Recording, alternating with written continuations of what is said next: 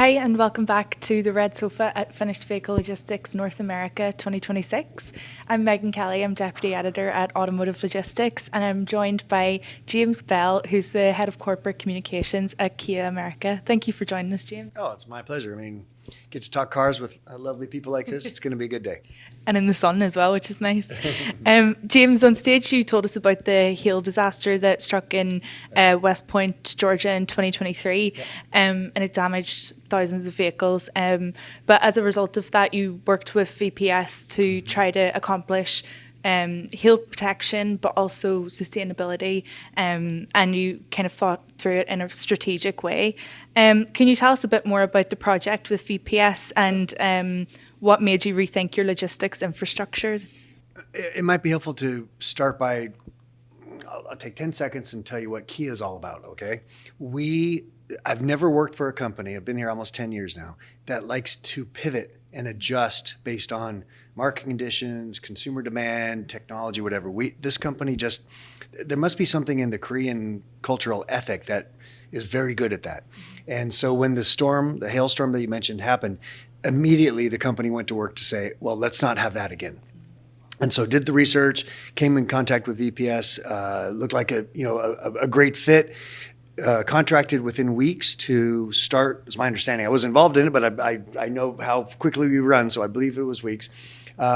Within weeks, had the contract, the agreement done, and then shortly thereafter said, we're going to be putting all these shelters and these covers all over this very large expanse where normally vehicles that come out of our factory are kind of accumulated before they get shipped off. And it's very sunny. It's about an hour and a half south of Atlanta, near the Alabama border. Plenty of sun there.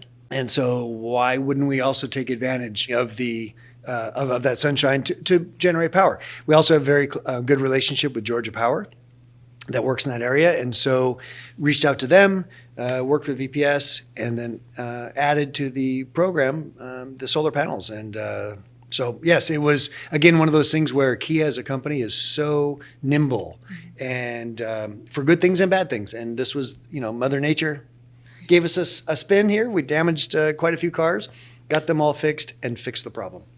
Yeah, it's brilliant to see. How has it changed how your vehicle logistics looks like now at the plant?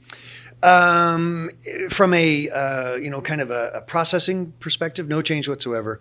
But I'll share a little personal side to this. The first time I went to our factory there in West Point, Georgia, so I should back up. I love my job. I work for a car company. I'm a car guy, okay? And it made me nuts when I saw all these lovely vehicles, all brand new, shiny, sat in the Georgia sun. Mm-hmm. And I thought, it's not like they're going to be damaged necessarily, but that's UV, rays that are going to be causing an issue. I talked to the management of the factory. They said, the cars aren't there that long, so we feel okay about it, but it still always kind of bothered me. Now when I go there, it's nice and cool underneath all these covers. The vehicles are protected, not only from hail, but also just, from any kind of inclement weather whatsoever. And more importantly, that hot Georgia sun. So no impact negatively, all very positive.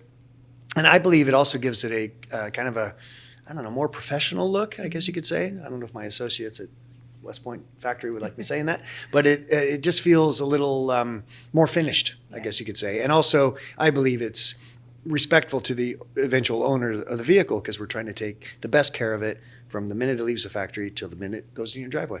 Yeah, absolutely. And then looking ahead, what does the partnership with VPS look like, in the future? Is there any plans to do something similar at another plant? Well, we actually have another factory in Savannah, Georgia. In fact, I'm going to be there in a couple of weeks because we're doing a big event there for a new Kia that's going to be launched out of that factory.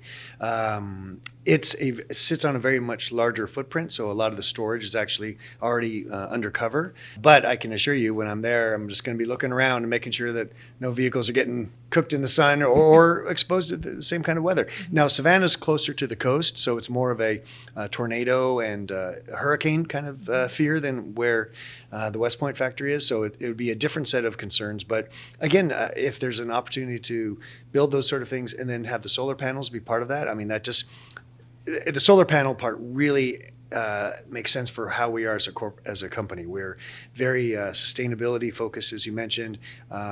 So it makes sense to have them there if need be. If nothing else, makes the place look better. Yeah.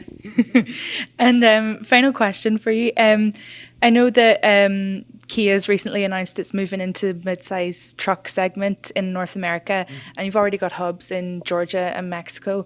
Can you talk about Kia's strategy to strengthen the North American network, and how are you using localization and nearshoring to achieve that? Well, in regards to the truck, I'd lose my job if I give you any details on that. Yes, our president did recently make an announcement about that, but it's still several years out. But no, I think the auto industry is very focused on build where you sell, and Kia wants to be in that space, especially now with some of the chaos of the administration and the tariff impact and things like that. We're very keen to have as much as we can in the United States, and so much of the products that we sell here are amongst some of the most profitable for the entire corporation. So the better we can have the vehicles built here and provided to American customers is good for everything. So I think could be looking at some other facilities down the road. I'm not making any news here, I assure you, but I just know how this company works. As I said at the start of this, we are a very nimble and dynamic entity. And so if there's a new market that arrives and we can support it locally, I bet you we do. Well, I'm excited to see how it unfolds.